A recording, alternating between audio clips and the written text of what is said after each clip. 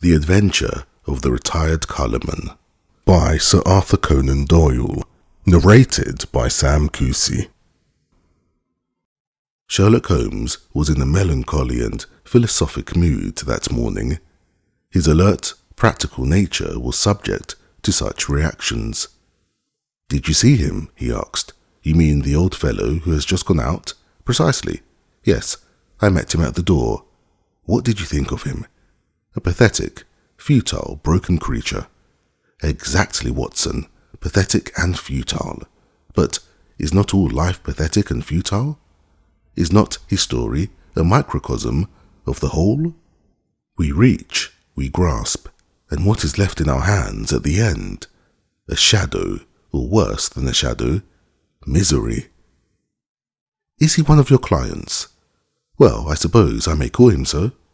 He has been sent on by the Yard, just as medical men occasionally send their incurables to a quack. They argue that they can do nothing more, and that whatever happens, the patient can be no worse than he is." "What is the matter?" Holmes took a rather soiled card from the table.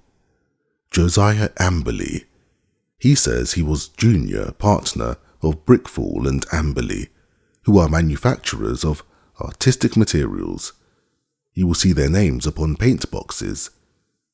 He made his little pile, retired from business at the age of 61, bought a house at Lewisham, and settled down to rest after a life of ceaseless grind.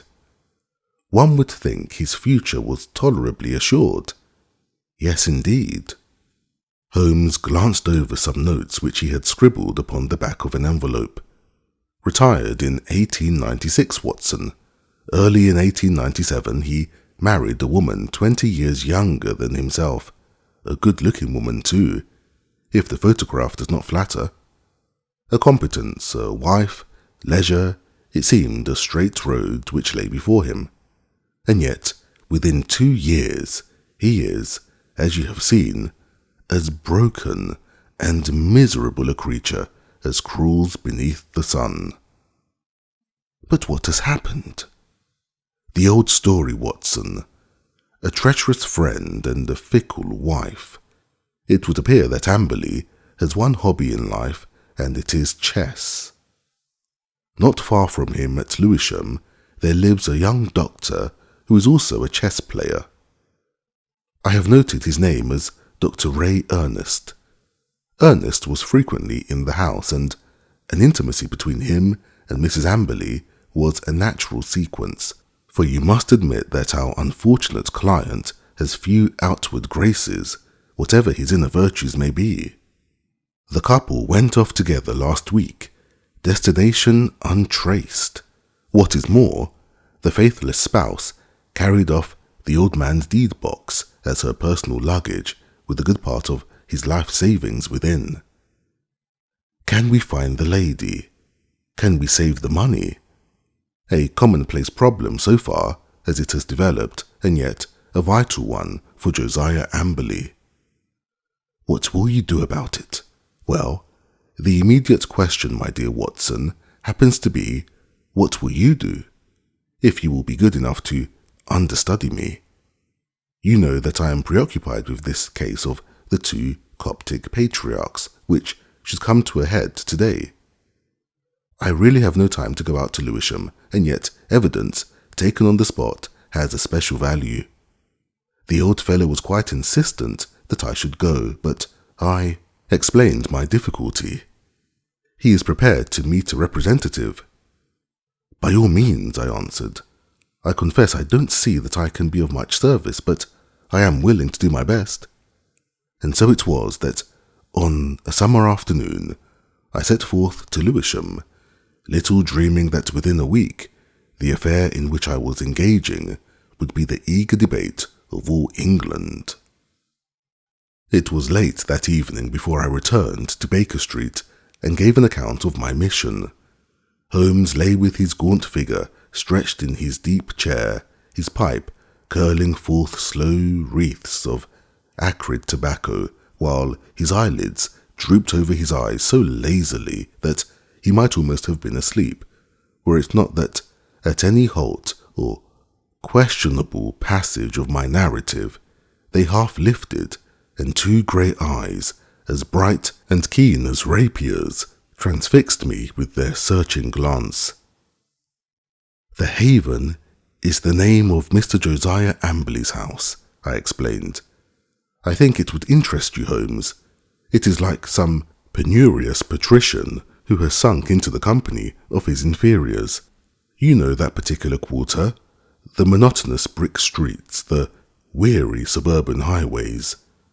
Right in the middle of them, a little island of ancient culture and comfort, lies this old home, surrounded by a high sun-baked wall, mottled with lichens and topped with moss, the sort of wall—" "Cut the poetry, Watson," said Holmes severely. "I note that it was a high brick wall." "Exactly. I should not have known which was the Haven had I not asked a lounger who was smoking in the street. I have a reason for mentioning him. He was a tall, dark, heavily moustached, rather military-looking man. He nodded in answer to my inquiry and gave me a curiously questioning glance, which came back to my memory a little later. I had hardly entered the gateway before I saw Mr. Amberley coming down the drive. I only had a glimpse of him this morning, and he certainly gave me the impression of a strange creature. But when I saw him in full light, his appearance was even more abnormal. "I have of course studied it, and yet I should be interested to have your impression," said Holmes. "He seemed to me like a man who was literally bowed down by care. His back was curved as though he carried a heavy burden, yet he was not the weakling that I had at first imagined, for his shoulders and chest have the framework of a giant, though his figure tapers away into a pair of spindled legs. Left shoe wrinkled, right one smooth. I did not observe that. No, you wouldn't. I spotted his artificial limb, but proceed." "I was struck by the snaky locks of grizzled hair which curled from under his old straw hat, and his face with its fierce, eager expression and the deeply lined features." "Very good, Watson. What did he say?" "He began pouring out the story of his grievances. We walked down the drive together, and of course I took a good look round. I have never seen a worse-kept place. The garden was all running to seed, giving me the impression of wild neglect, in which the plants had been allowed to find the way of nature rather than of art. How any decent woman could have tolerated such a state of things, I don't know. The house, too, was slatternly to the last degree, but the poor man seemed himself to be aware of it and to be trying to remedy it. For a great pot of green paint stood in the centre of the hall, and he was carrying a thick brush in his left hand. He had been working on the woodwork. He took me into his dingy sanctum, and we had a long chat. Of course, he was disappointed that you had not come yourself. I hardly expected, he said, that so humble an individual as myself, especially after my heavy financial loss, could obtain the complete attention of so famous a man as Mr. Sherlock Holmes. I assured him that the financial question did not arise. No, of course, it is art for art's sake with him, said he, but even on the artistic side of crime, he might have found something here to study. And human nature, Dr. Watson, the black ingratitude of it all. When did I ever refuse one of her requests? Was ever a woman so pampered? And that young man, might he have been my own son? He had the run of my house, and yet see how they have treated me. Oh, Dr. Watson, it is a dreadful, dreadful world. That was the burden of his song for an hour or more. He had, it seems, no suspicion of an intrigue. They lived alone, save for a woman who comes in by the day and leaves every evening at 6. On that particular evening, old Amberley, wishing to give his wife a treat, had taken 2 upper circle seats at the Haymarket Theatre. At the last moment, she had complained of a headache and had refused to go. He had gone alone. There seemed to be no doubt about the fact, for he produced the unused ticket which he had taken for his wife.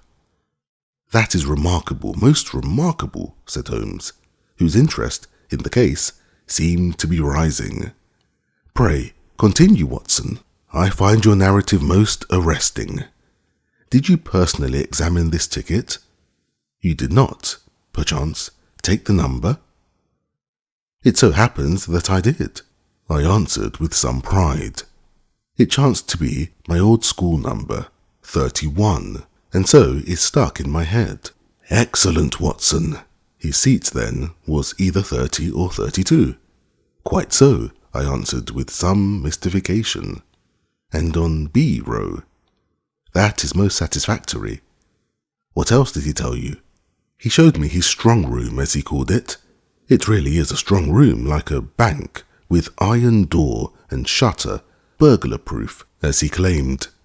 However, the woman seems to have had a duplicate key, and between them they had carried off some £7,000 worth of cash and securities." "Securities? How could they dispose of those?" "He said that he had given the police a list and that he hoped they would be unsaleable. He had got back from the theatre about midnight and found the place plundered, the door and window open, and the fugitives gone. There was no letter or message, nor has he heard a word since. He at once gave the alarm to the police." Holmes brooded for some minutes. "You say he was painting. What was he painting?" "Well, he was painting the passage. He had already painted the door and woodwork of this room I spoke of. Does it not strike you as a strange occupation in the circumstances? One must do something to ease an aching heart. That was his own explanation. It was eccentric, no doubt, but he is clearly an eccentric man. He tore up one of the wife's photographs in my presence, tore it up furiously, in a tempest of passion. 'I never wish to see her damned face again,' he shrieked." "Anything more, Watson?" "Yes, one thing which struck me more than anything else.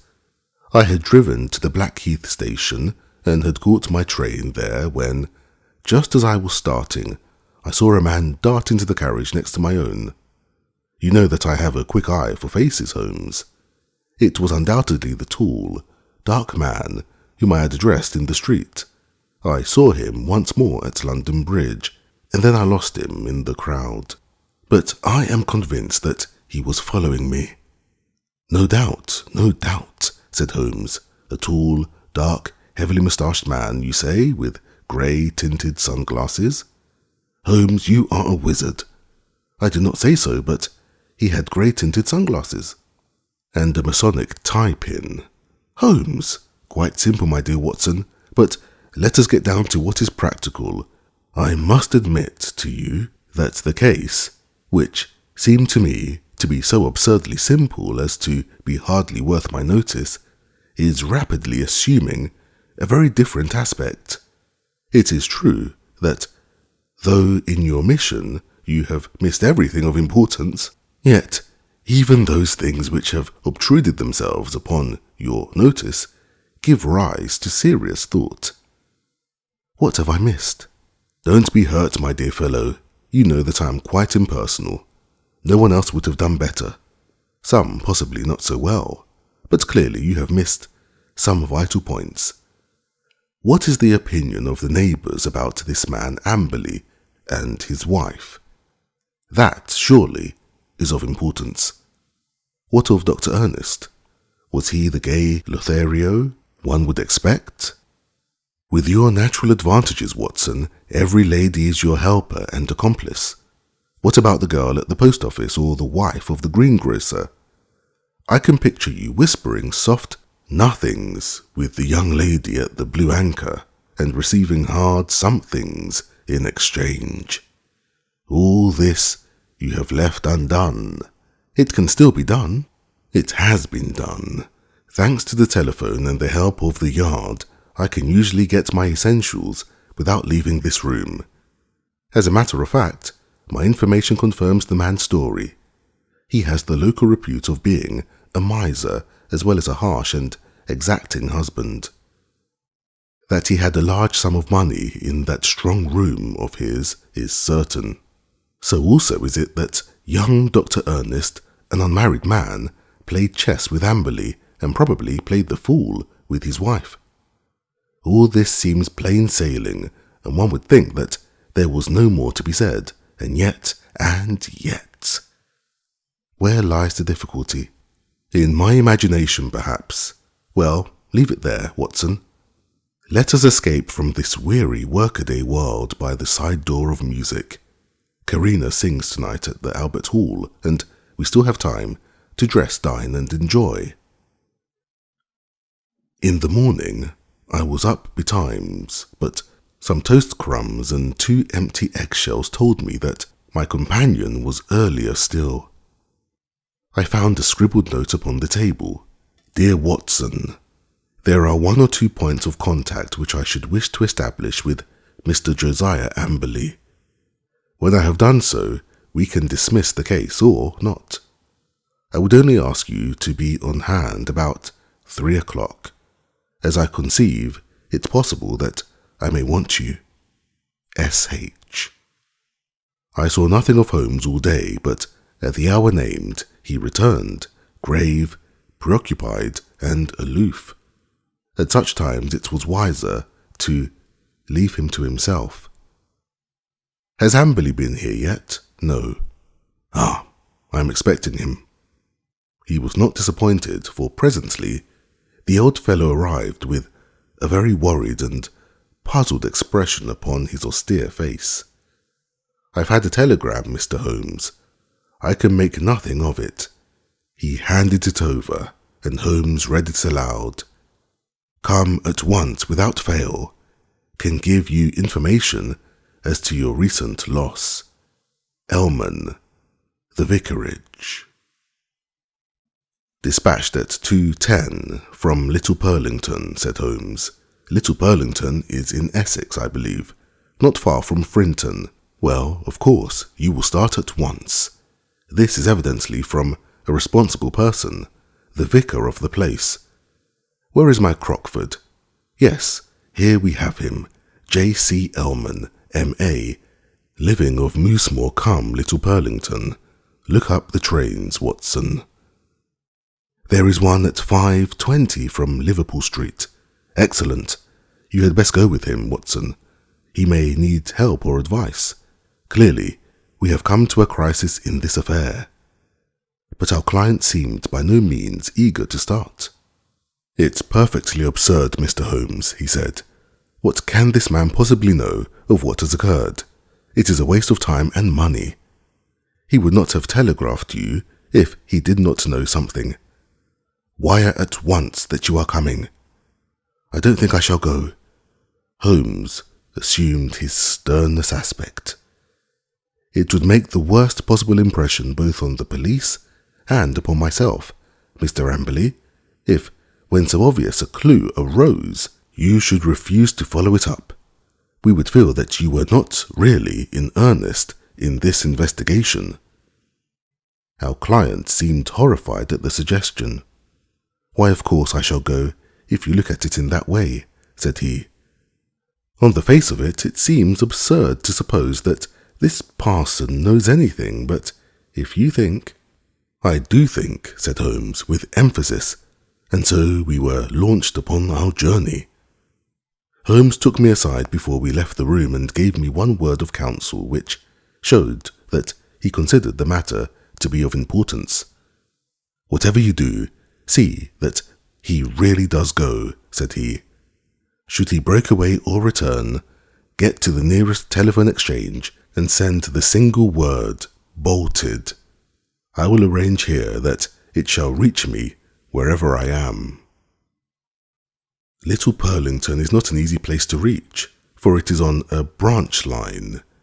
My remembrance of the journey is not a pleasant one, for the weather was hot, the train slow, and my companion sullen and silent, hardly talking at all, save to make an occasional sardonic remark as to the futility of our proceedings.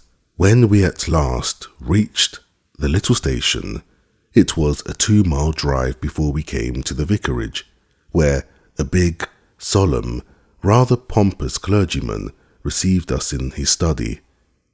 Our telegram lay before him. "Well, gentlemen," he asked, "what can I do for you?" "We came," I explained, "in answer to your wire." "My wire? I sent no wire." "I mean the wire which you sent to Mr. Josiah Amberley about his wife and his money." "If this is a joke, sir, it is a very questionable one," said the vicar angrily.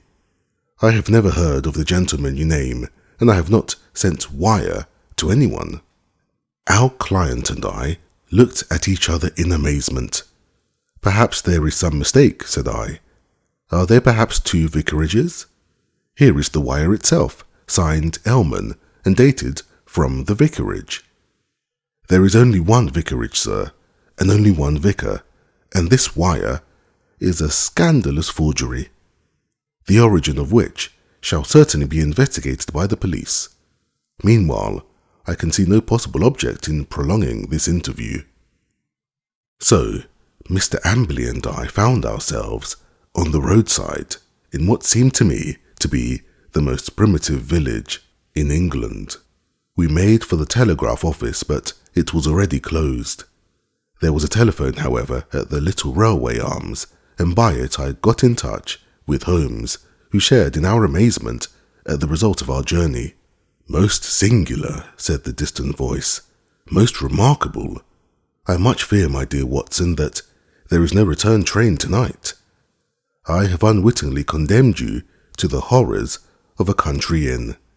However, there is always nature, Watson, nature and Josiah Amberley. You can be in close commune with both." I heard his dry chuckle as he turned away. It was soon apparent to me that my companion's reputation as a miser was not undeserved.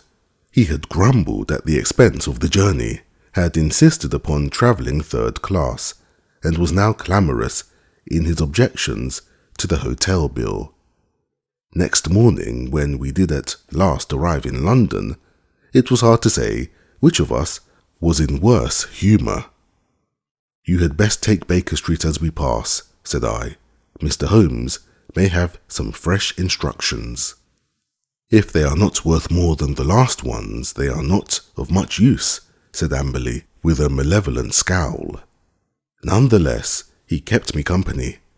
I had already warned Holmes by telegram of the hour of our arrival, but we found a message waiting that he was at Lewisham and would expect us there. That was a surprise, but an even greater one was to find that he was not alone in the sitting room of our client. A stern-looking, impassive man sat beside him, a dark man with grey-tinted glasses and a large Masonic pin projecting from his tie. "This is my friend, Mr. Barker," said Holmes. "He has been interesting himself also in your business, Mr. Josiah Amberley, though we have been working independently. But we both have the same question to ask you." Mr. Amberley sat down heavily. He sensed impending danger. I read it in his straining eyes and his twitching features. "What is the question, Mr. Holmes?" "Only this. What did you do with the bodies?" The man sprang to his feet with a hoarse scream. He clawed into the air with his bony hands. His mouth was open, and for an instant he looked like some horrible bird of prey. In a flash we got a glimpse of the real Josiah Amberley, a misshapen demon with a soul as distorted as his body. As he fell back into his chair, he clapped his hand to his lips as if to stifle a cough. Holmes sprang at his throat like a tiger and twisted his face towards the ground. A white pellet fell from between his gasping lips. "No shortcuts, Josiah Amberley.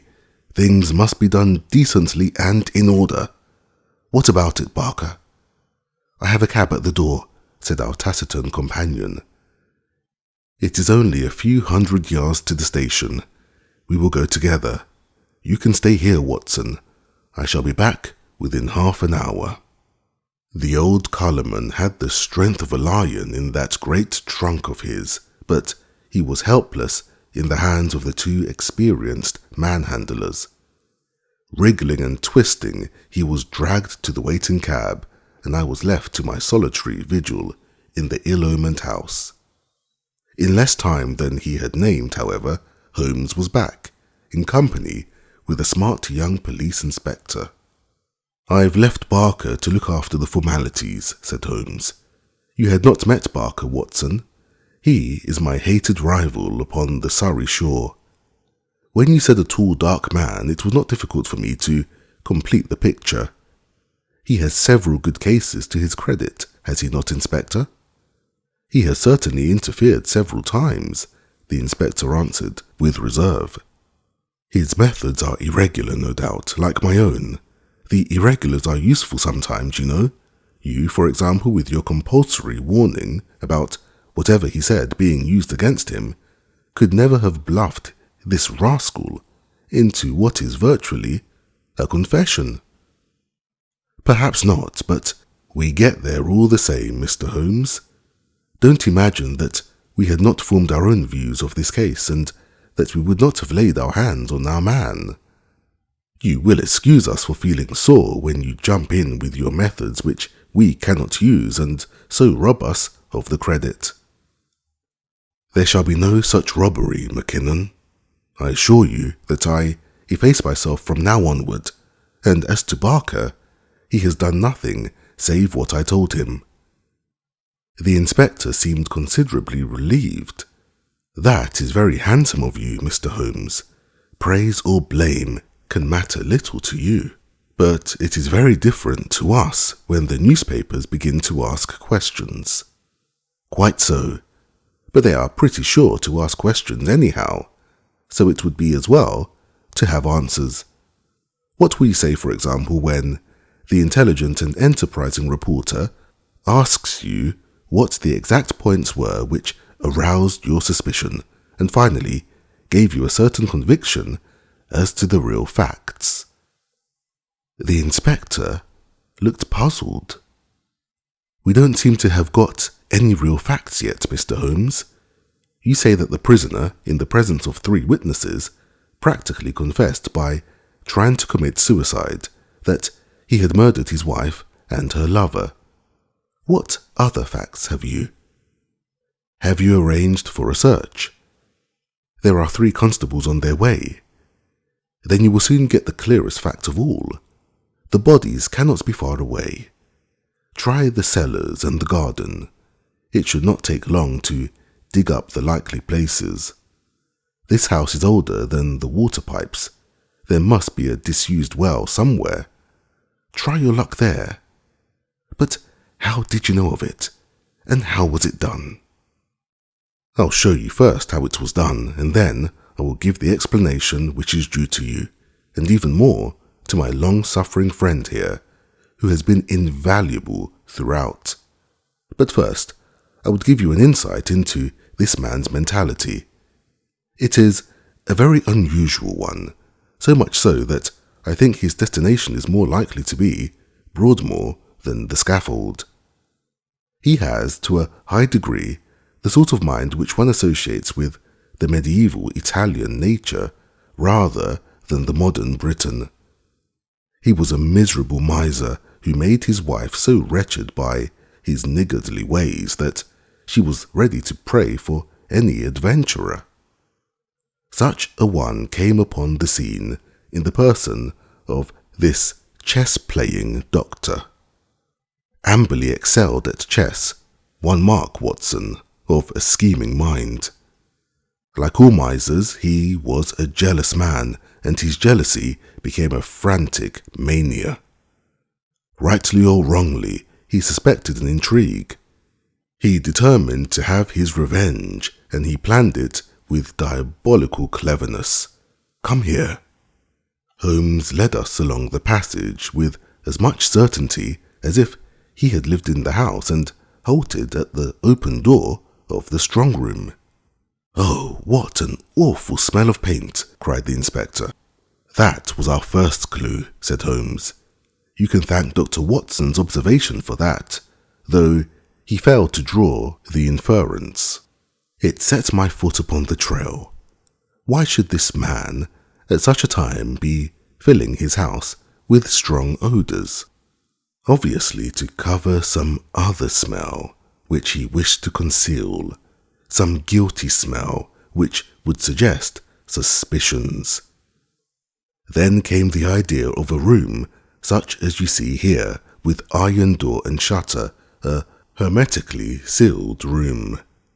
Put those two factors together, and whither do they lead?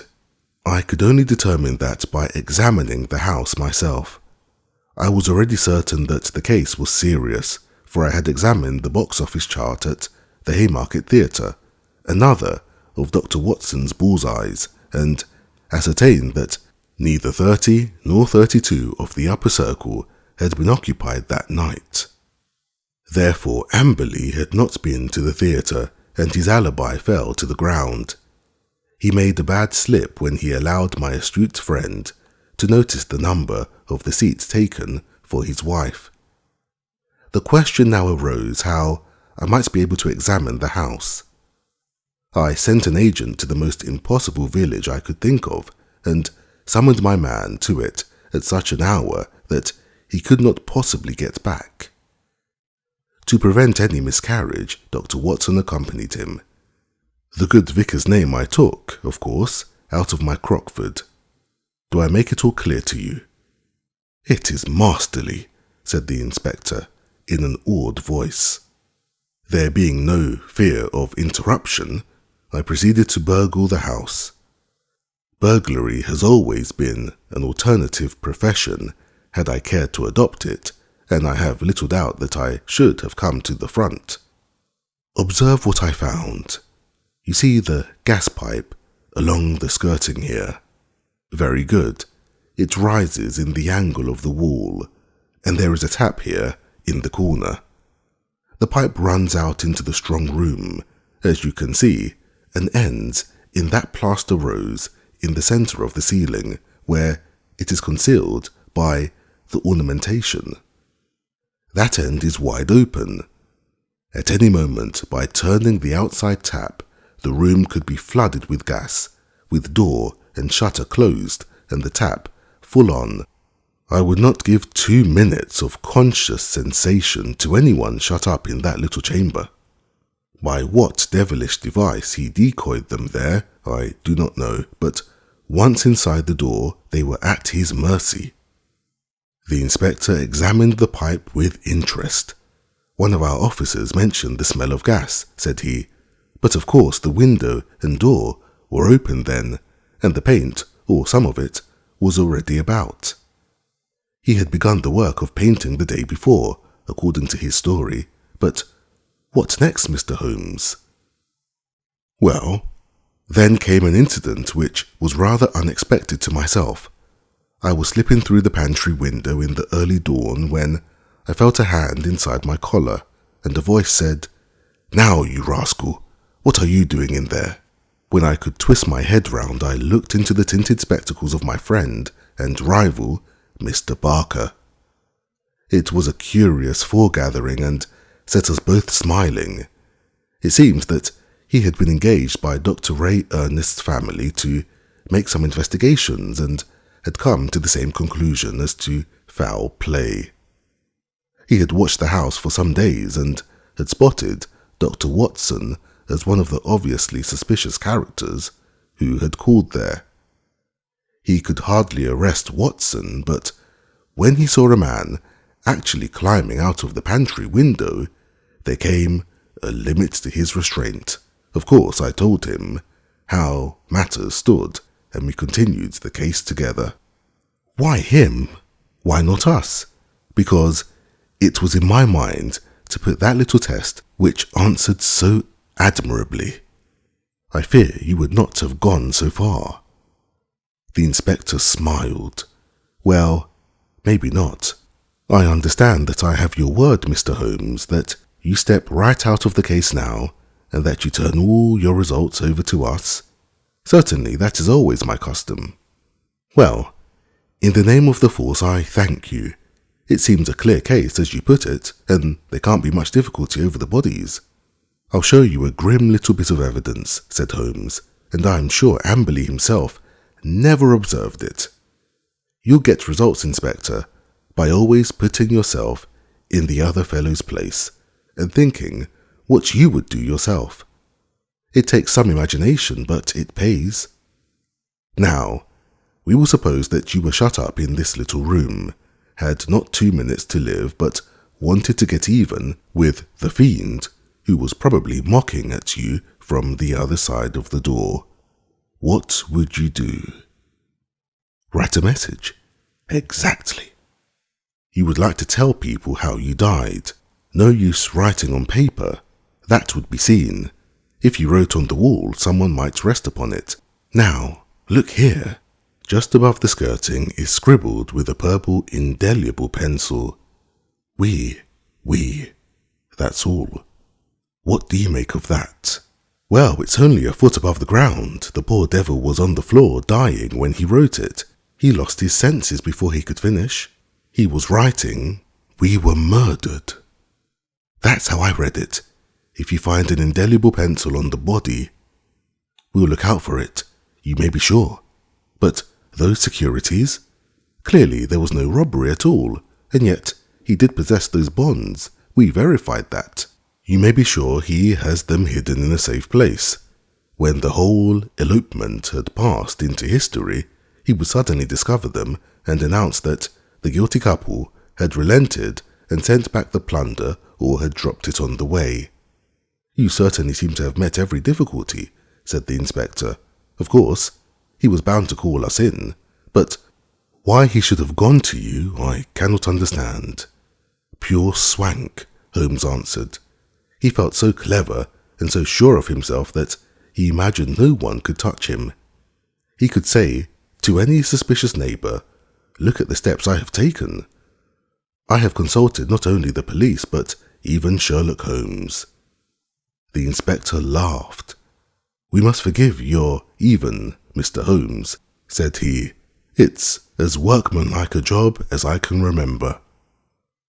A couple of days later, my friend tossed across to me a copy of the bi-weekly North Surrey Observer.